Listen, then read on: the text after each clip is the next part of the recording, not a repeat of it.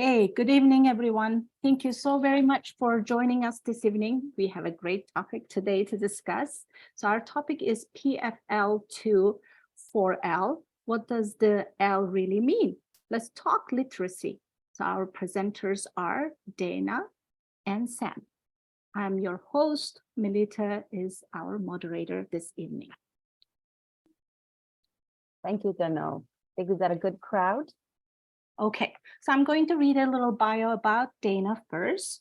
So she's the Link Literacy Lead at the Hamilton Wentworth Catholic District School Board. She has been an instructor for over 10 years and was part of a 3-year specialized literacy project at the Wentworth Catholic District School Board, where she and her 4 other colleagues were tasked to put the ESL for all into practice, run specialized literacy classes, and the train instructors in literacy. And for Sam is the ESL Link Program Specialist at the Hamilton Wentworth District School Board.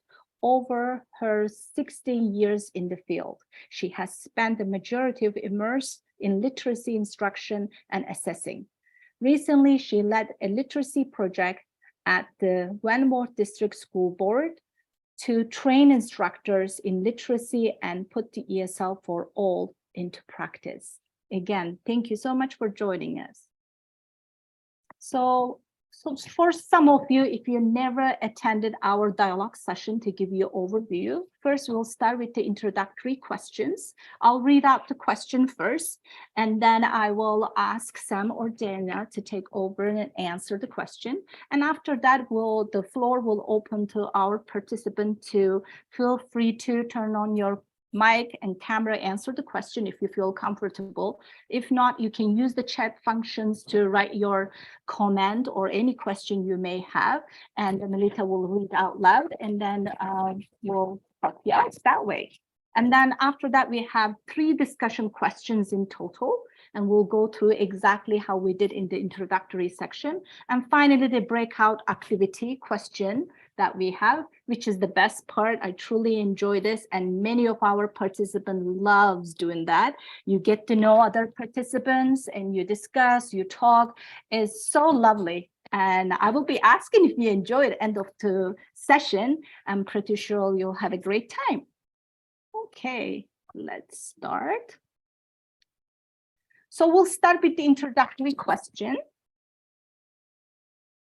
So what are the differences between literacy and mainstream learners? So that question goes to Sam, if you don't mind unmuting yourself. Okay. Hi. So I wanted to start by saying, let's look first at what's the similarities. So when we think of literacy learners and mainstream learners who are literate, like you and I, we're all working towards the same goals. Those learners we're both working to acquire a new language at the same rate, and they all need relevant content that they can take out of the classroom and put right into their daily life. Okay, so that's what's the same about them. What's different is, of course, as we know, a literacy learner has less than 10 years of formal education in their own native language.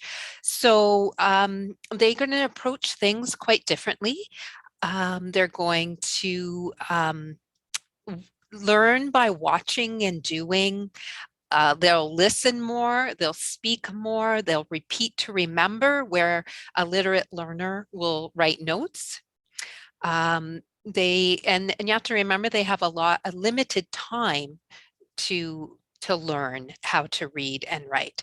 And also they need a strong connection to what they're learning, again, similar to a literate learner. Very hands-on, they lack confidence, they may be unable to do independent tasks, they need direction.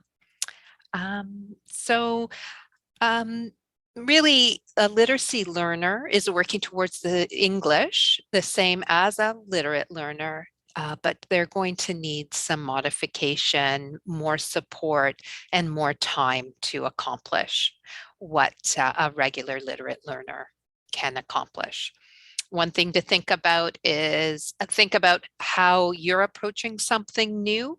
If you have to learn something new, you have so much in your life from being educated that you know how to approach each of these tasks, even approaching what to do for this dialogue. You came to the dialogue, you've got your glasses, your headphones, your computer, you got here a little early, you tested it out. All the things that we take for granted are things that had to be acquired. So that's what our literacy learners are often lacking.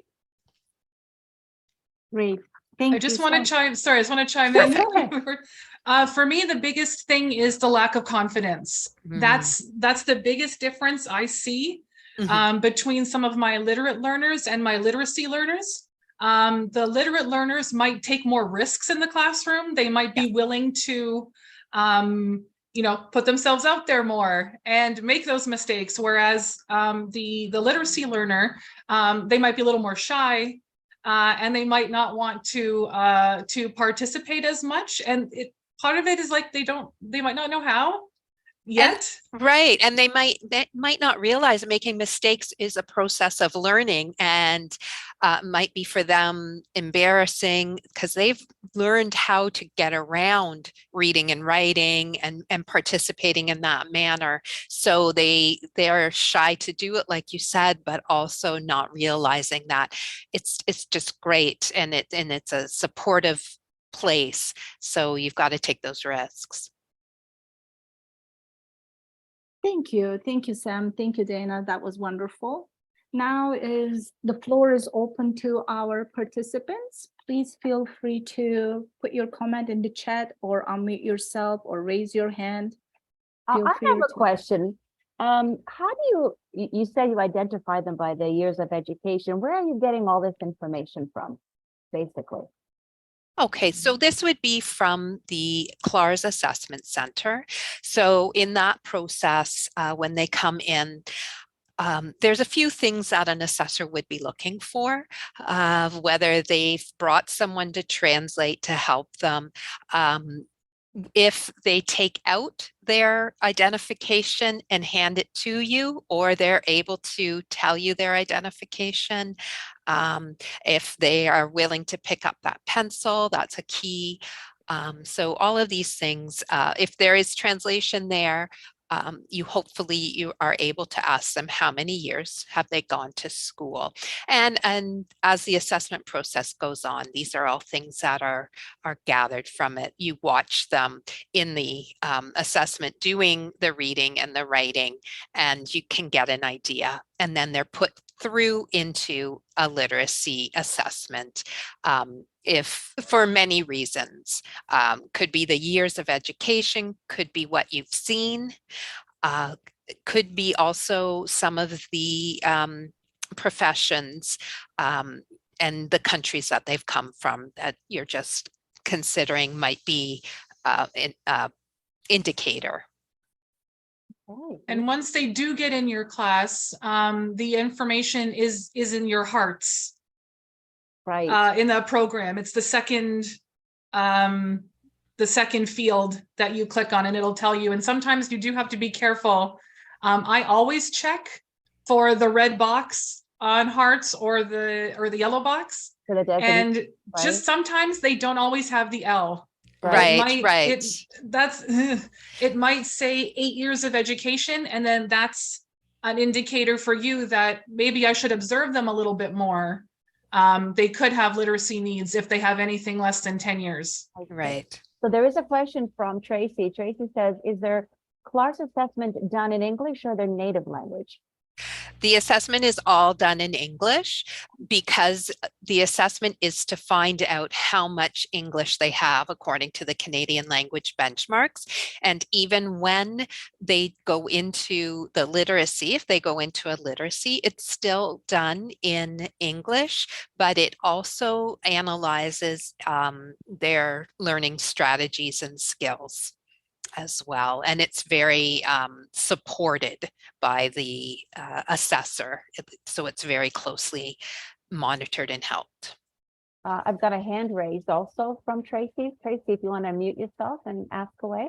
Yeah, so I just wanted to kind of springboard off of that. So my understanding is that if they're not necessarily identified as literacy on the way in, then they are given a different test, which is a literacy placement test for reading and writing. Is that correct? So if they're identified as literacy with less than 10 years, they're given a literacy placement test, but that is also in English. Is that correct? In my assumption? Yes, everything is in English.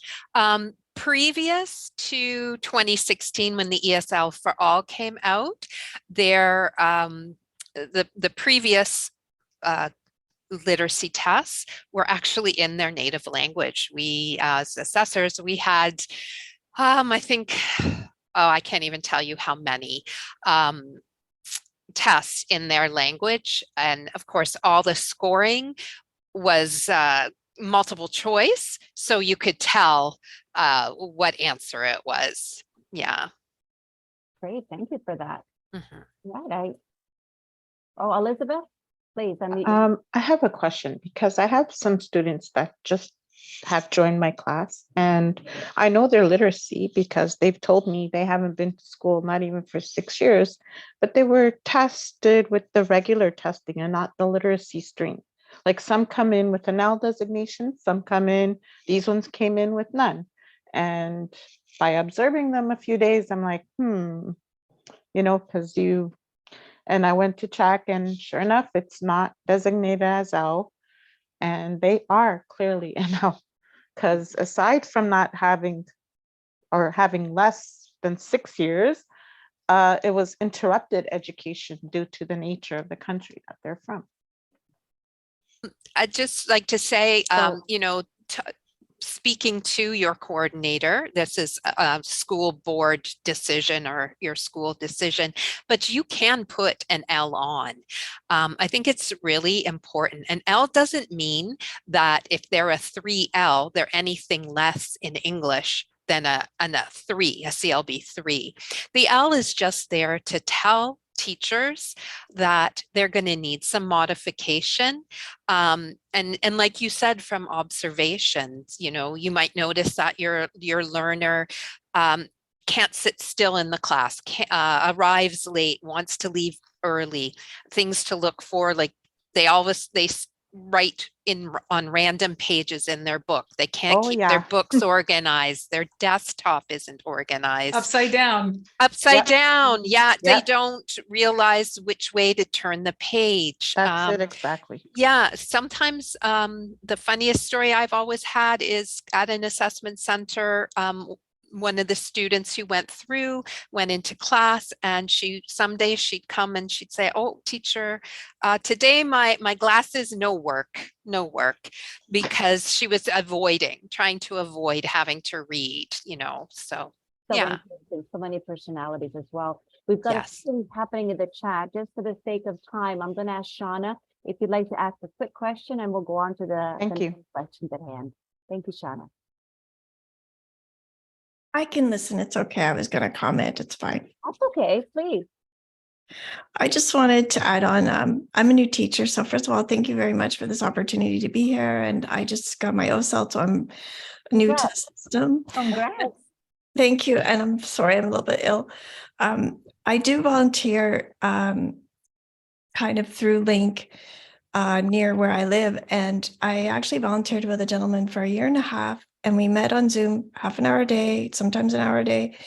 And he actually was literacy, but we didn't know he was literacy. Wow. Student. And his sponsors are teachers. There was another language teacher from Link doing writing with him. I focused on the other skills.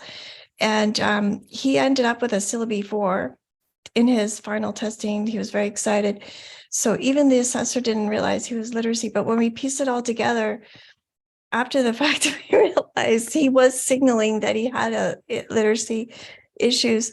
So I just wanted to throw that in there. And he doesn't know that I know. Like, he just commented to one of the sponsors saying, oh, I'm so excited with the success. Like, I'm going to learn how to read and write in my native language. What a great story. That's wonderful. I love stuff like that. That's amazing.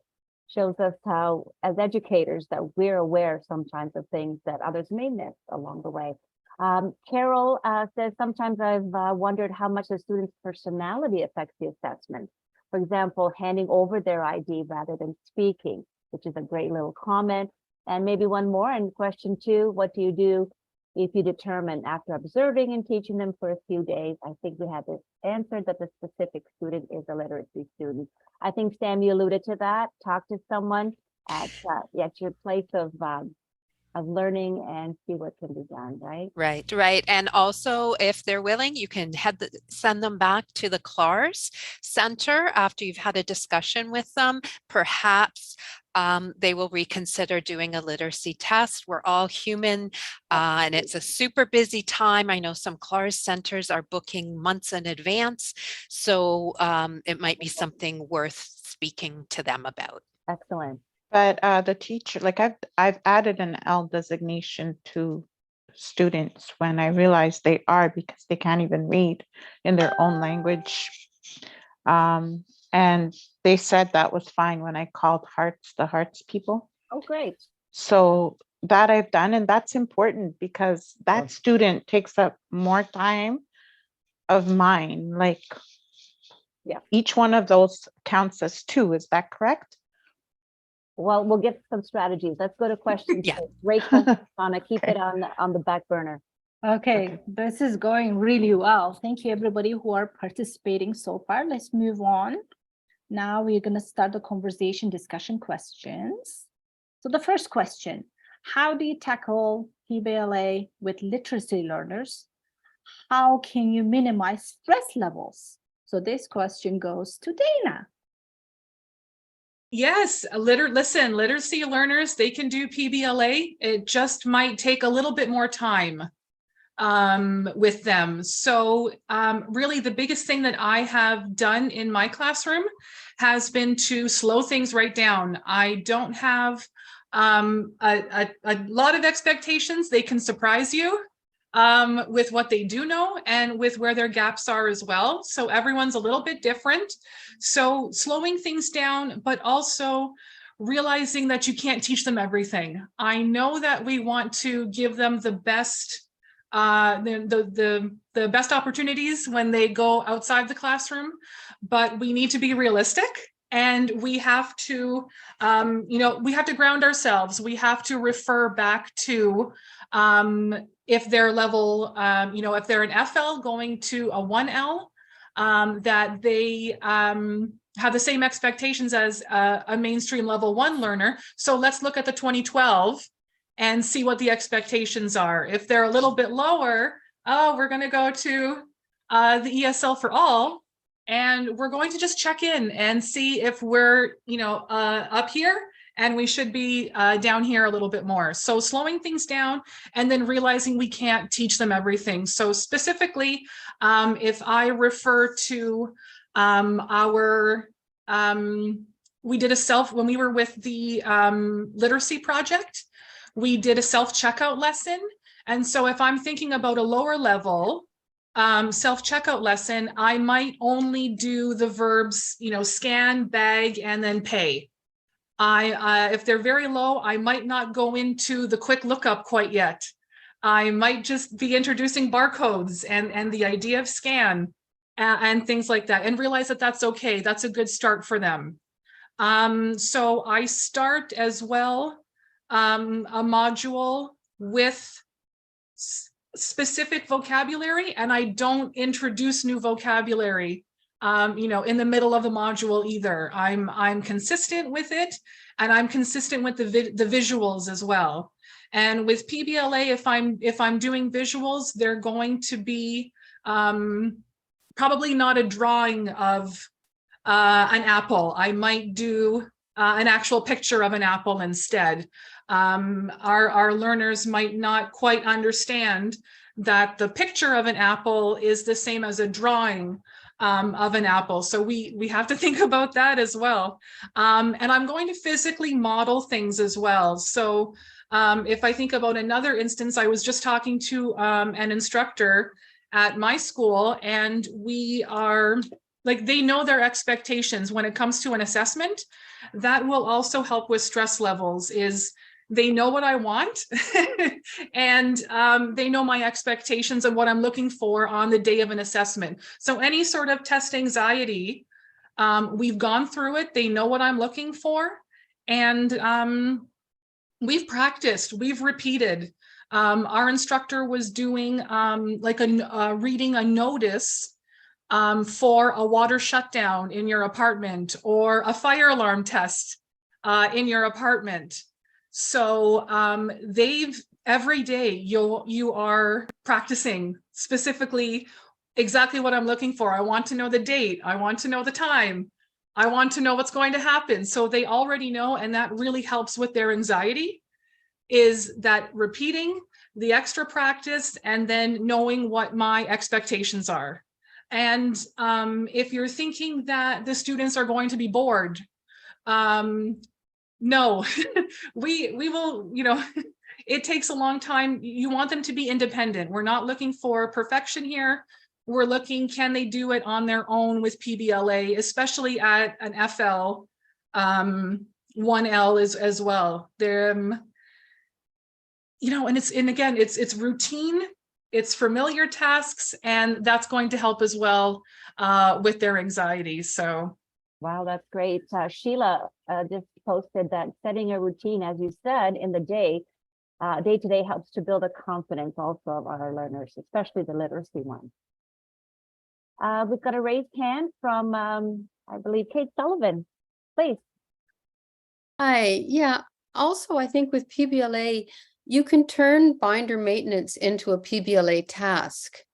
So if they can file an artifact under the appropriate tab, and behind the tab, not in front of the tab, and they do that 5 times consistently, that can actually be a PBLA artifact.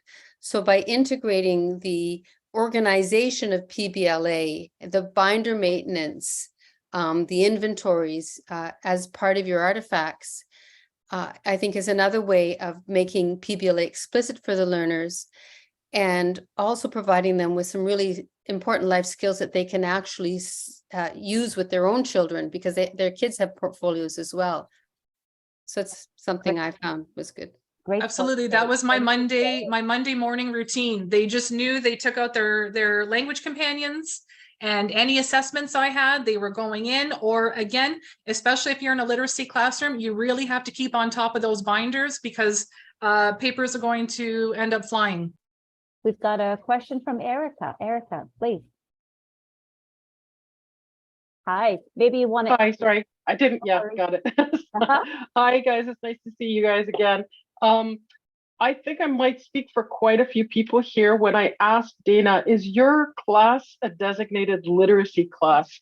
Because it's really, I don't think in all the years that I've been teaching in the Niagara region, we've only ever had maybe a foundation literacy or possibly an L1 designated class.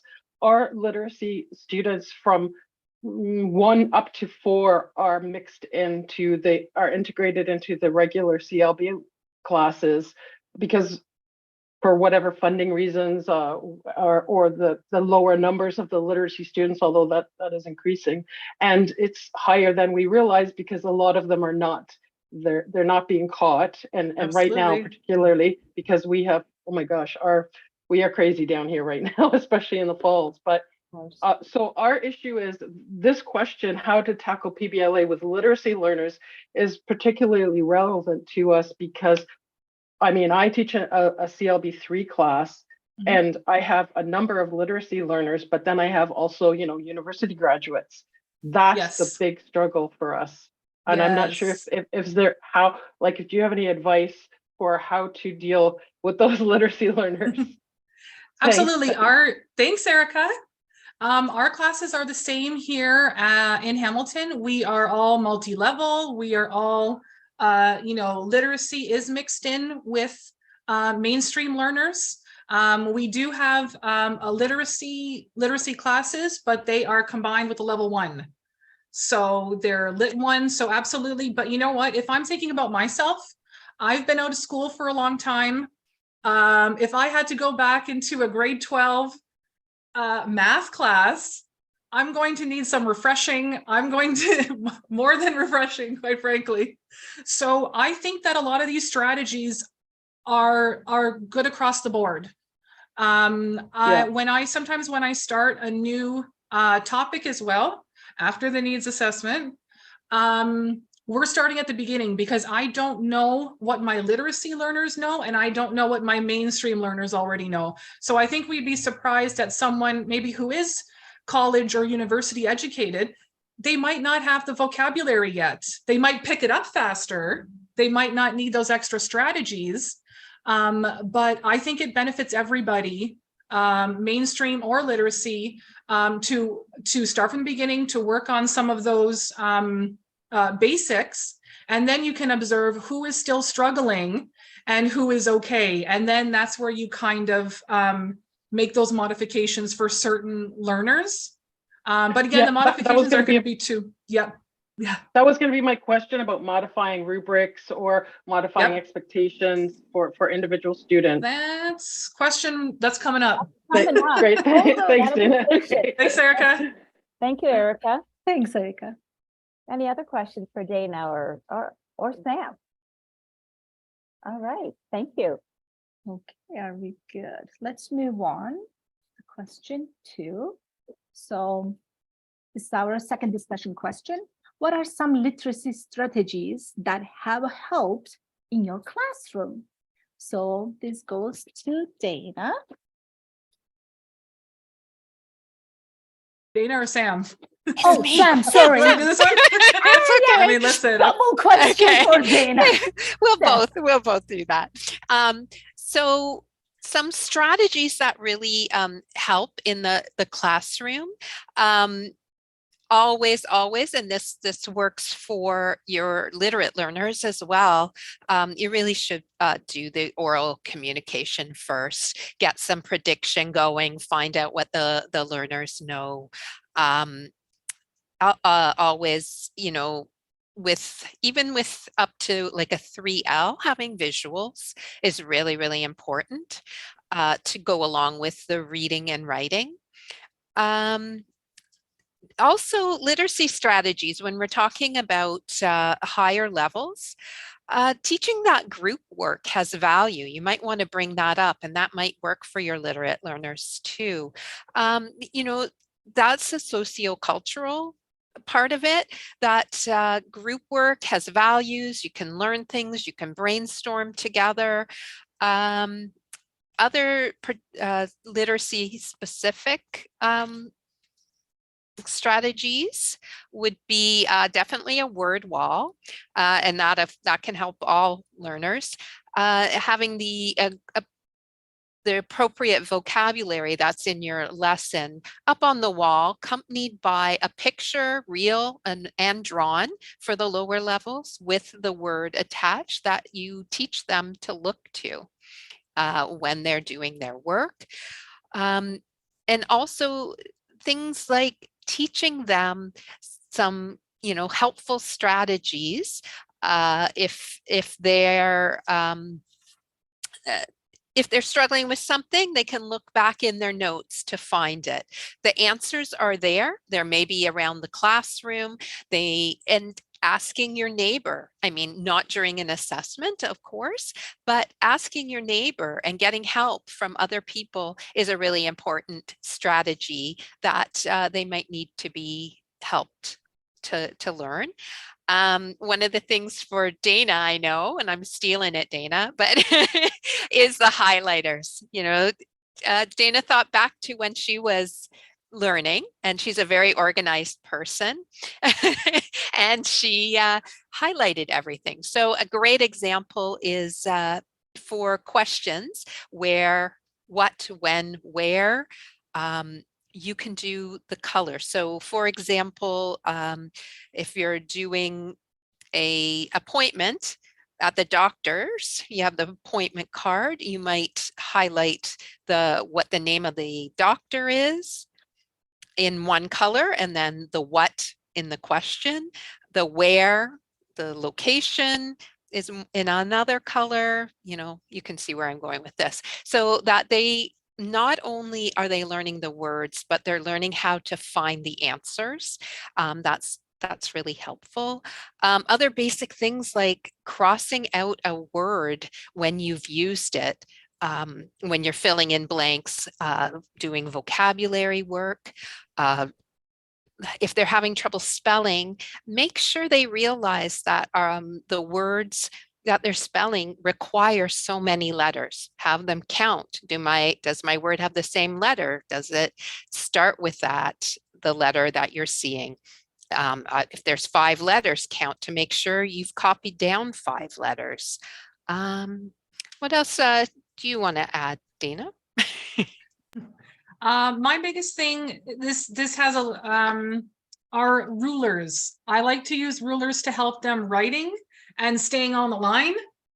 But also, if we're doing a fill in a form, I'm sort of covering, or I'm just having them focus on one line at a time, because when you're looking at a paper, if you're a literacy learner, it can be very overwhelming. You don't know where to start. They don't know how to start at the top. Read the instructions. So I'm using a ruler and I'm going straight down one question at a time. And I find that one really helps. And again, it's relevancy. Relevancy. Yeah. And I was going to also say that what Dana was talking about, for the higher levels in a mixed literate and literacy, combined in there, showing them that strategy.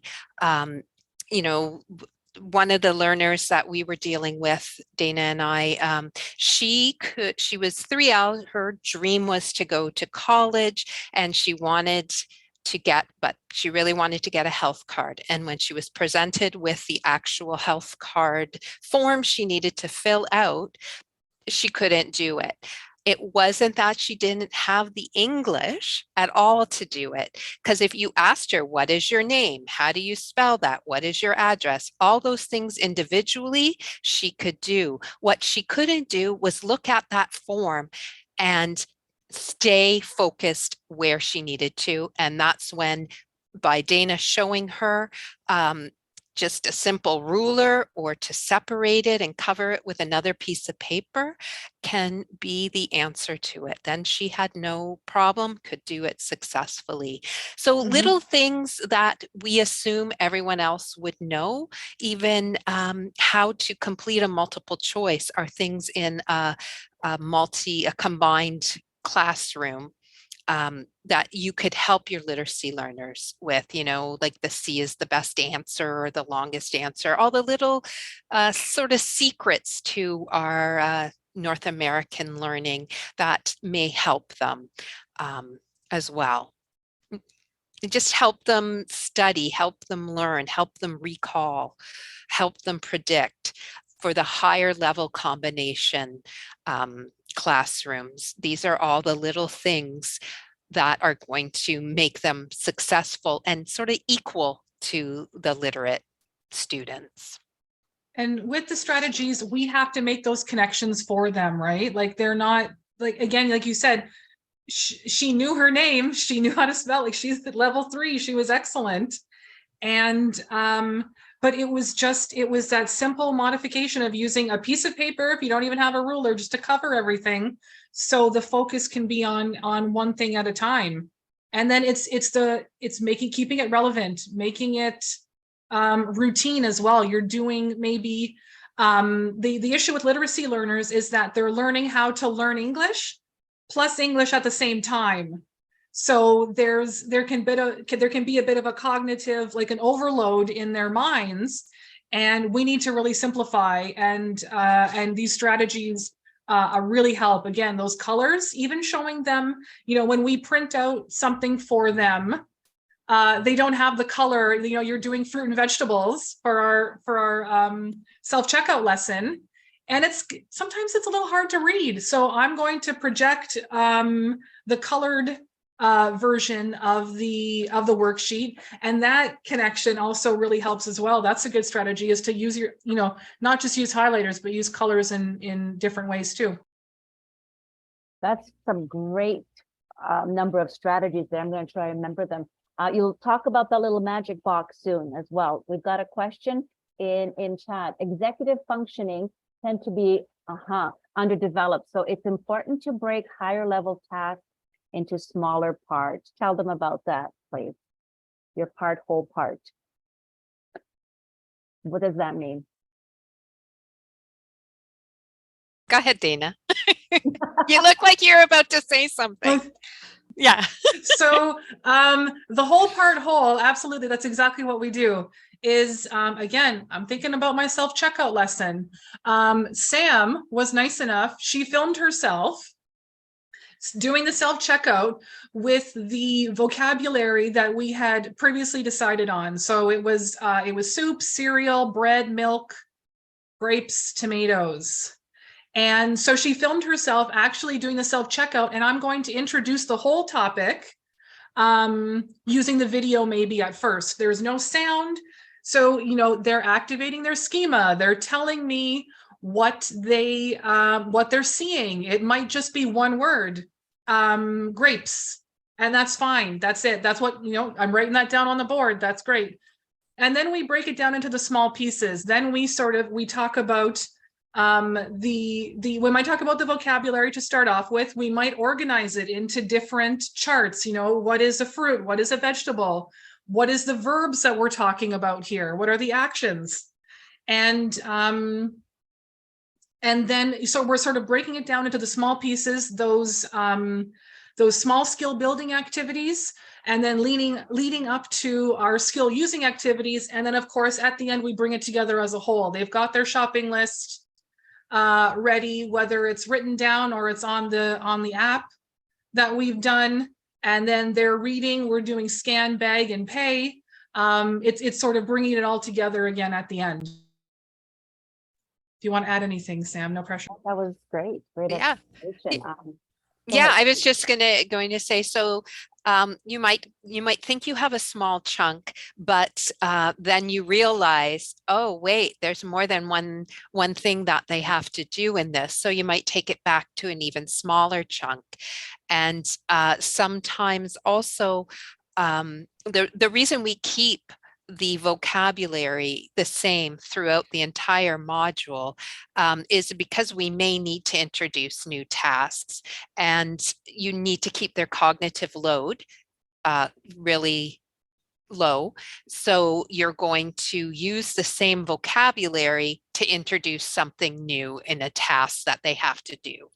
If they need new vocabulary, you're going to keep it the same task. And that's where the routine comes in. So that's really important when you're doing the chunks, to make sure you're not introducing two new things, what they have to do and what language they have to do. So, perfect. I love that. I don't see any other questions, so maybe we can move on to 3, Gonul. Thank you. Sure, absolutely. Let's do that. So the discussion question 3, this is the last discussion question. Then we have the breakout room activity. So the question is, what are easy modifications you can make to help your literacy learners? Dana, please.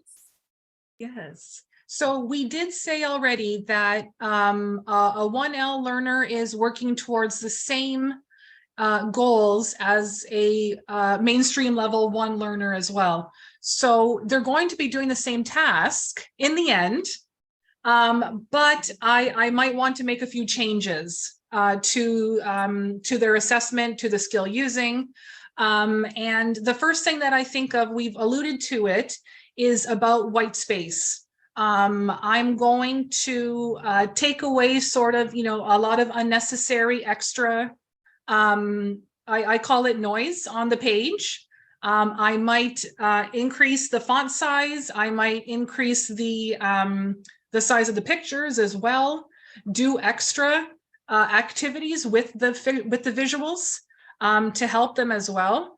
I think about if they're lower, single line sentences. I'm not doing a lot of wraparound text right now. I'm doing one sentence, one line. I'm very simple right now, and that's an easy thing. I'm also going to use maybe the Century Gothic font in a minimum of 16, 18, because it has that letter A. It's that little, just a circle with a stick. I don't know what the proper word is, but it's got that letter A that's easily recognizable. Sometimes they don't always recognize certain fonts, letter A's and letter G's. So that's a really easy thing to modify. I might also think about my space. So if I've got some anxious learners, I've got some new learners, I might keep everything simple. I'm not going to have a lot of clutter. I'm not going to have a lot of things all over the walls. I'm going to have my word wall at the front and maybe not much else, a calendar. So it's a lot easier to refer to as well. Again, using more pictures and keeping it as real pictures, not as those drawings. And I'm going to also, something easy that you can do is to change the work to reflect the actual date and the time, like the date. I see, we do have some worksheets that were created in 2018, 2017. That doesn't mean anything to them maybe right now. So maybe we're just kind of, doing a little whiteout and we're making it 2023.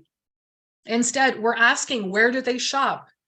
So I will use No Frills, Walmart.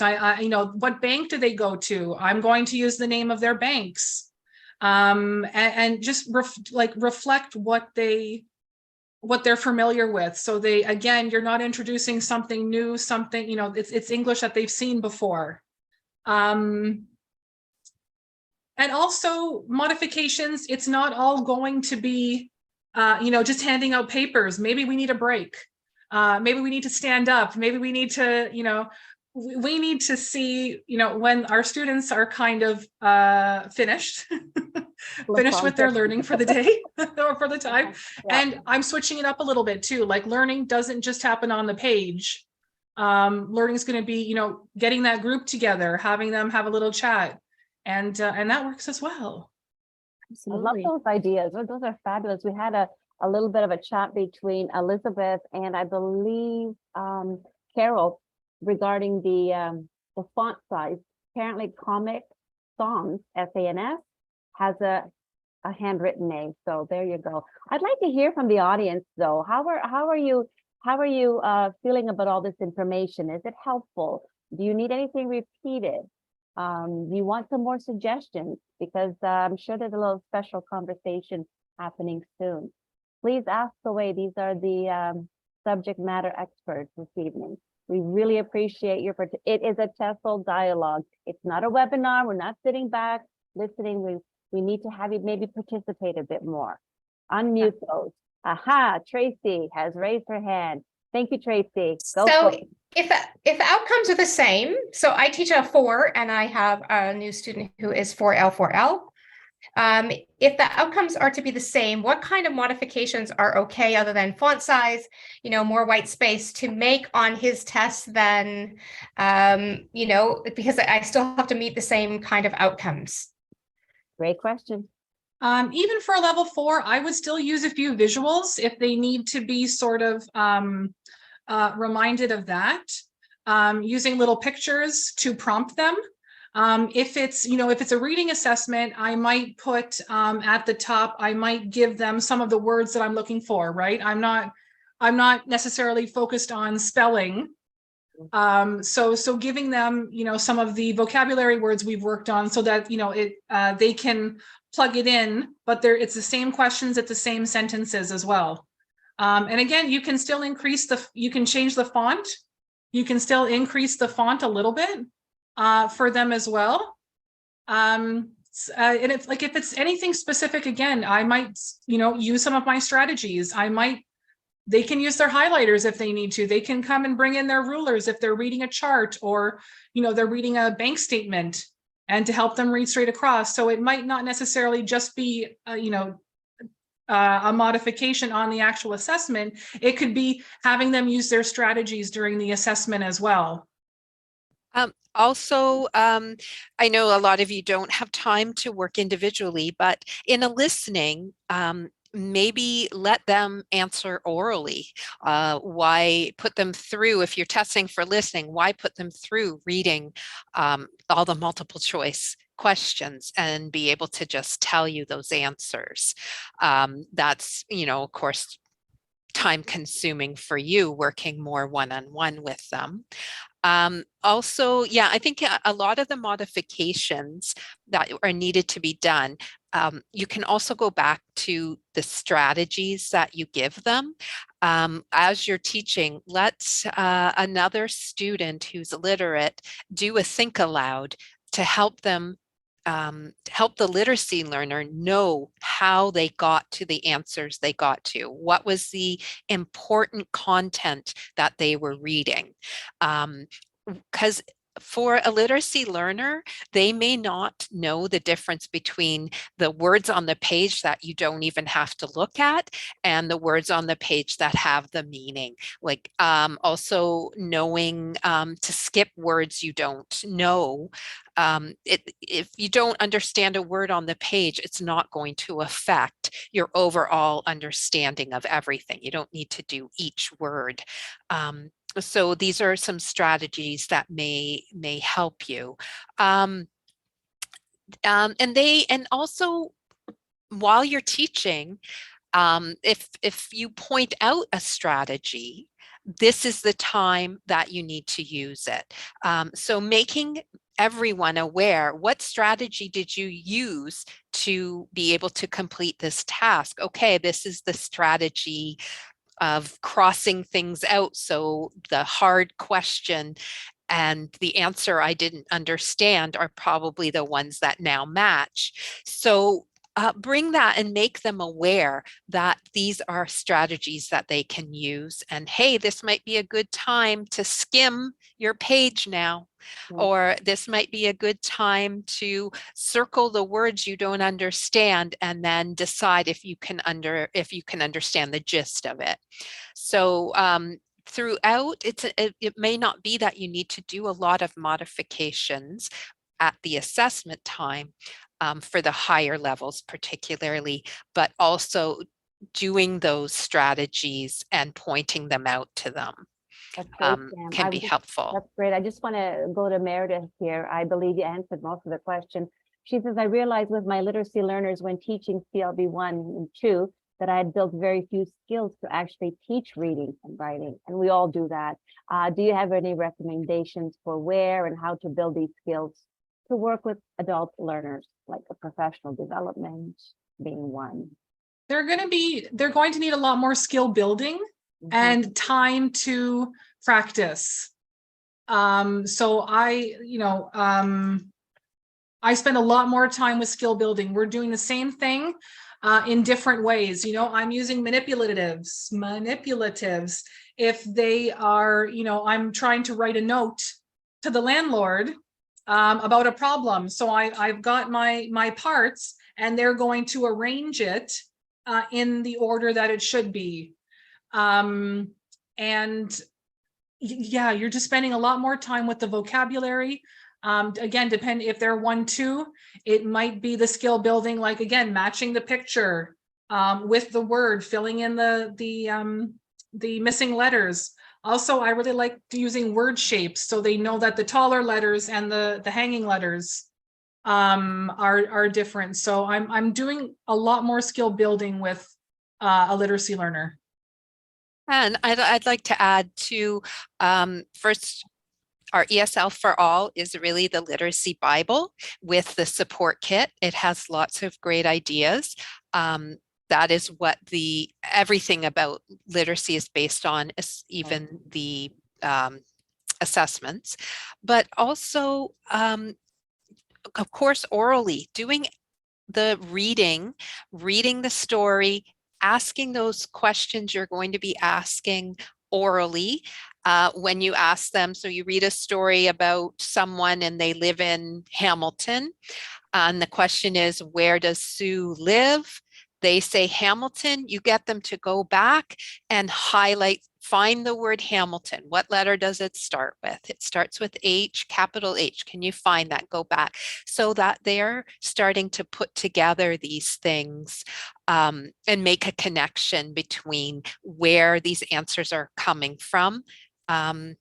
So I often went back as we were writing and did that for all of it. So then when they had the question, now you can go back into your reading and do it. I love Dana's for writing things, manipulating the words. And that really teaches them how to look for words, thinking, okay, you have 2 words that start with H, but what sound are you hearing at the end? What letter are we hearing at the end? So look for that. You may not even need to know what the middle is, but if you know the beginning and the end of it. That's fabulous. There's somebody wants to know if there's a list of strategies available anywhere that a teacher can refer to. I'd go back to the ESL for All, and the support kit they have a lot of they have actual assessments, actual tasks, and what you might need to build up to those tasks and assessments. And it also talks about the development as well, where they might be starting with a certain skill and where to go from. I think these 2 resources are absolutely invaluable when we're talking. There's a support kit. It's a little blue, and that's where we got most of our ideas from. Yeah, they have many samples in there, and right in the sample of what the lesson plan is going to be, it'll have the learning strategies you might want to consider, making your connection between a classroom activity and their own life, following a sample. So we give them samples, but do they know that that's what they need to follow? Using a word bank, guiding questions to produce writing. So all of these things can be found, and also think, what am I taking for granted? What assumption am I making that I already know? Think about what as children, what we had to learn. We had to learn everything to be in school. Everything from turning a page, from picking up a pencil, from where to start, number 1, 2, 3, 4, 5, all of that. So all the learning strategies are what we learned. And it just takes a while to get yourself thinking about what we take for granted. It's not innate. We're not born with this. It's all learned. And if you could just mention, because of time being such a crunch right now, you've got a special little magic box that you work with, the literacy instructors. Dana, I'm referring to the last one that was given out. That was fabulous. Can you just give our viewers just an idea of what that is? The box, I'm sorry, what? What each instructor received, the literacy teachers received. Oh, yes.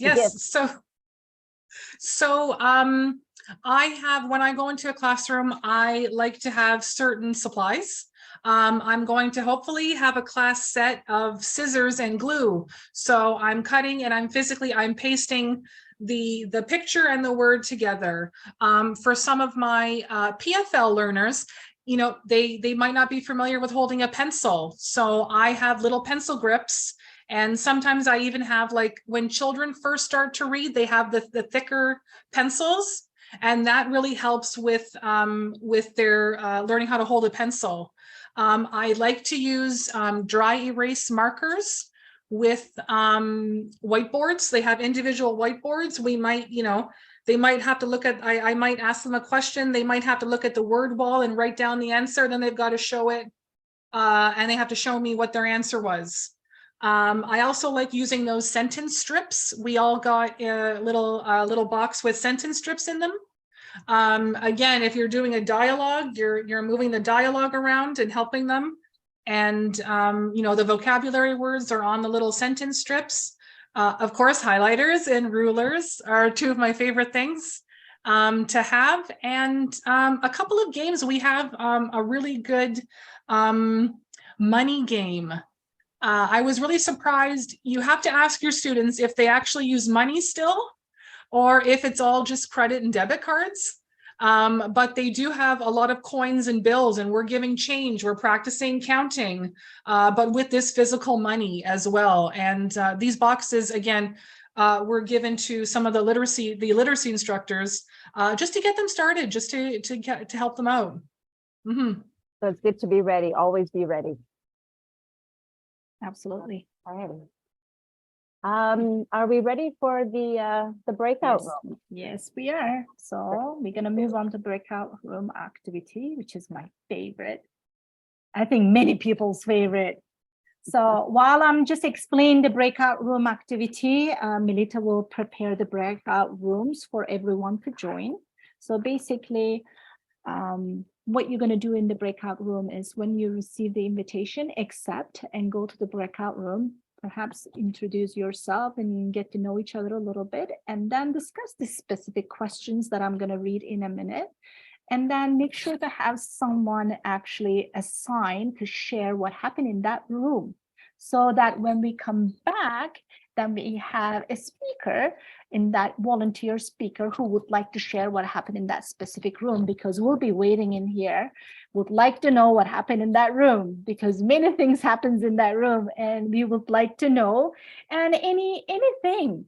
I know sometimes it goes off topic, but it is also good because you ended up learning different things. This is wonderful as well, but make sure to have some sort of a answer for this question.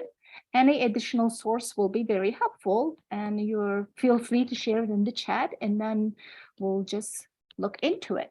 So I'm going to read out the question now. What are some assumptions, or what did you take for granted when you first entered a literacy classroom? After participating in this session, what changes will you make in your class? Welcome back, everybody. Hello. Hi. All right. Welcome How did back, everyone everybody. make out? Did you make out quite well or not? Excuse me, I have in front of me, join breakout room. Melita Vrakela is inviting you to join room 1. Just ignore it because Ignore we're done. that. It's Probably. me. It's me, Isabel. Just I ignore wondered me. about that. Okay, thank you. I pop out all over the place. This is one of those things, but thank you. Before we begin with breakout room 1, Sam had something she wanted to bring up, which I thought was really important to the conversation. So Sam, take it away, please. Yeah, I just wanted to remind something that's really important for literacy learners and really all of our English language learners, that about the relevancy of what we're teaching them, especially when it comes to teaching reading. I know, you know, many of us may have gone through the cycle when we were kids, learning, you know, by phonics, hooked on phonics type things. But it's really important that because our learners only have a limited time to learn to read and write, that we really need to keep it relevant to the English that they need to be successful in their lives. So teaching them a random story about a bear or you know, something that doesn't relate to what's going to happen to them when they walk outside the classroom is really not that helpful. The connections aren't going to be made. We have so little time to teach them these skills that we have to keep it to the real world task. Yeah, so I just keep Sam. that in mind when you're looking at books and Right, looking at perfect. websites. Thanks, Sam. That's great. Okay, breakout room 1. Gonul, who are we going to choose? Or who has been the chosen one? Yes, in this case, we'll just go with the volunteer. So whoever was in breakout room 1 Can we have a volunteer to share what happened in that room? Any volunteers? Which one was one? Yeah, which one was one? Yeah, room one. That's what I said earlier. Make sure you know which room you're in. So luckily I have. I think So El Fahem, Isabel, Kate, Sheila was in yeah, room so one. they've nominated me to be the person to share, so I'm gonna Sure. I'm gonna jump right in. I think we all sort of agreed that our assumptions was that they brought that the learners had some basic, at least basic learning strategies, that they, if you just told them to do something, they would be able to do it. And Isabel talked about the ruler idea of blocking out the overload of information that can be on a page. And she thought that she would use that.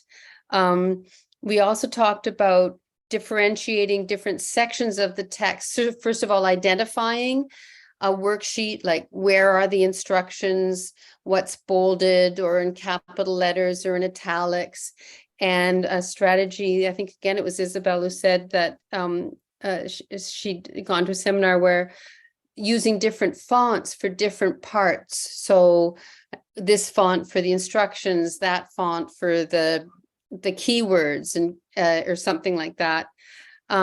Sheila was talking about how literacy can be accompanied, literacy issues can be accompanied by undiagnosed learning difficulties, or learning issues, cognitive difficulties. And so it's sometimes really hard to be able to identify those. Yeah. Does anybody from my group want to add anything? Did I cover it? That's great. Great. All right. Perfect. Thank you Thank so much, you. Kate. Thank That you, was Kate. wonderful. So the room 2, we have Dina. If I'm saying it wrong, I apologize. Megan and Shauna. Anybody in that group would like to? I can talk. Sure. Dina. No Sorry, pressure, I have anybody. the camera off because I have a dog here who likes to attack my hand. So I think the main thing that we really talked about is that we had what we had in common is that we've all taught in Asia. So we kind of related our experiences of what we had when we taught overseas. Some of us did online, but I actually was overseas. I taught for 2 years in China. And so we just related to what our experiences were because I was teaching kindergarten to grade 6. So some of my kids definitely were literacy, like they had 0 English coming in there. So I really tried to relate the things that I did in those classrooms. It was a lot of TPR. So it was a lot of like doing the movements, and music really helped a lot too. So having music and songs with letters and words and things like that, I found that they really picked up on it much quicker if they could have a visual along with music to go along with it.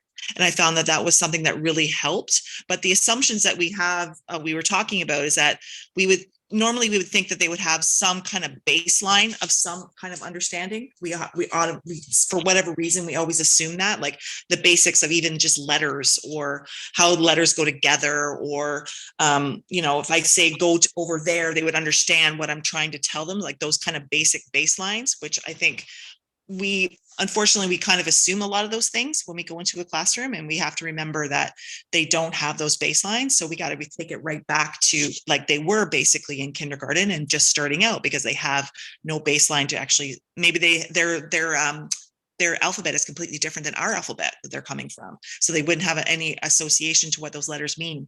And so that was a lot of the things that we talked about, is that we ought to always assume that they have some kind of baseline, but then we have to remember that they don't, and we have to take things back to the real basics when we're in the classroom. Perfect. Thank you. Thank you very much. That was wonderful. So the room 3, Alka, Carol, Erica, and Lydia. Any volunteers from room? They nominated me to speak. So. Sure. Great. Just quickly, a bunch of basic stuff like learning how to use a pencil, which way to turn the page, putting the holes on the right side of the page if they're putting holes in themselves, putting things in front of, behind, putting the tail below the line and those kind of things that we all assume that they know how to do. One of the big things, I forget everybody's name, I apologize, but one of the big things was the amount of energy that the students need just to do some of these basic things, and the speed at which they don't do it, just the slow speed at which things are accomplished, and the need for repetition, how much needs to be repeated. And also we talked a lot about confidence and personality, that sometimes some of the issues might be some personality things. Like Carol talked about a student who wanted to use Google Classroom and would only use Google Classroom in the Arabic setting and wouldn't change it, and wasn't sure if that was a confidence thing or a personality thing, or if it was literacy. So that's hard to negotiate and to understand. And just basic things like we had I was talking about a teacher we had who was teaching literacy and had letters on the walls, but the letters were, she was teaching like a foundation literacy class, and the letters were covered with had pictures on them, but the pictures were covering part of the letter. Like the apple was covering up part of the A, which for us, we just assume, we know what an A is, but if somebody doesn't know what an A is, that picture is useless. That letter is useless to us. That's a great summary. Thank you, Erica. That was wonderful. We'll you. go room 4. We have only 2, either 2 left there. Annie and Elizabeth, if you are still here and would like to share what happened in the room, that would be wonderful. Annie and Elizabeth.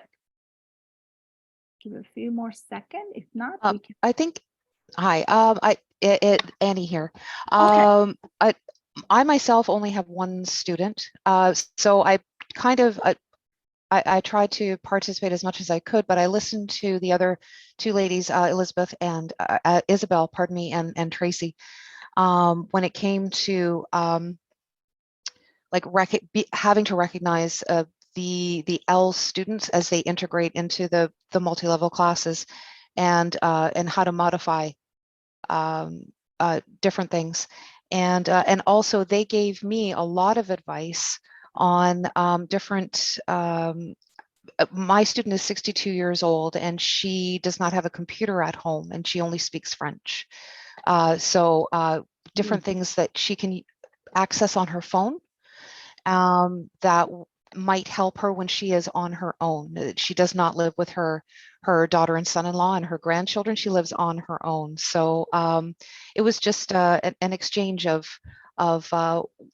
what certain students, I guess, can access online that are great platforms for things that are interactive. Mm-hmm. I find that, like, I'm going to speak to, because I was in the room, I'm Elizabeth. I find that using Avenue with my students daily really helps them, because I create my own H5Ps. I find that helps because I can keep the vocabulary focused on whatever I'm doing. So, and then I can get real pictures from the net, because there's a lot available now on real pictures. So if there isn't, you can get ChatGPT to create one for you. Right. Absolutely. Yeah. Yeah. We recently learned that a lot happening with that topic. Yeah, that's going to be quite interesting, because apparently nobody owns it, so you can use it anywhere. Absolutely. You can even make money from it. Very So I just learned that yesterday, actually, when I was reading something else on that. So I use a website called wordwall.net that I was just introduced to it about a month ago. And it really helps, and you can integrate that if you're using Moodle platform. I don't know about others, like Avenue is Moodle, so Wordwall integrates really nicely into there. And it's a little bit better because it's clear and it has a lot of color, and you can really like use as many words as you want, and you create the word, and then you have like games, like reading games, like all kinds of stuff that you can interact into it and use it in the classroom. It's an amazing website. Could you say the name of that website again, please? Wordwall.net. Do you mind just typing in the chat for I will right now. Please, thank you so much. Thank you. So we're gonna move because I really would like to know what happened in room 5 and room 6. So we have a limited time left in here. So room 5, we have Meredi, Phyllis, Rita, and Wanda. Any volunteers in room 5 would like to share? Don't be shy. I'll If you're speak. still here. Yay, thank you. I'm shy because we really didn't stick to the topic. I knew that. It's okay. But we did have a great conversation about just the Rita just kept saying it's a really long learning curve. So really understanding how much time that's going to take. And I guess we also were coming to appreciate the resources that we have available now. Absolutely. And then Wanda was emphasizing how we always need to modify to meet our students' needs. And the challenge of not offering materials that are too juvenile. So Great. Yeah. Because often those early reading materials that are so rich are not targeted to adult learners. Oh, perfect. Thank you so much. Thank you. Okay, let's go to room 6. We have David, Katie, Rosa, and Sandra. Any volunteers in room 6? I can do our room. Not that we picked anybody, but I took notes, so I'm not sure I saw anybody else writing. So we kind of concur with everybody else. I think we talked a little bit about how you would go into the room thinking you had to break everything down into basics, and then discovered that you need to break the basics down into even more kind of basic things. So that kind of reduce kind of thought. But we also had a very interesting conversation about how assessments changed over the years, that before there was sort of the thought that it was done more maybe in first language assessment, and maybe it was more accurate, more helpful, and that because of, I guess, pressures of time and money, it's been reduced. And so now the information that you get's not that helpful. And as far as trying to apply what we're talking about here today, just the remembering to the importance of encouragement, and how development takes so much time, especially with adults, where things are more fixed than in young brains. And so things are going to take longer, and we need to be more patient and encouraging to our learners. And so I think that kind of sums up. Thank you very much, David. That's a good one. So I'm gonna move on. So thank you so very much again to our subject expert mothers for their time and expertise in, personal stories that they shared with us, and we find them very insightful. And if you have any other question that we didn't get back to today, or you wanted to ask, you didn't get a chance to ask, feel free to use this email to reach out to them.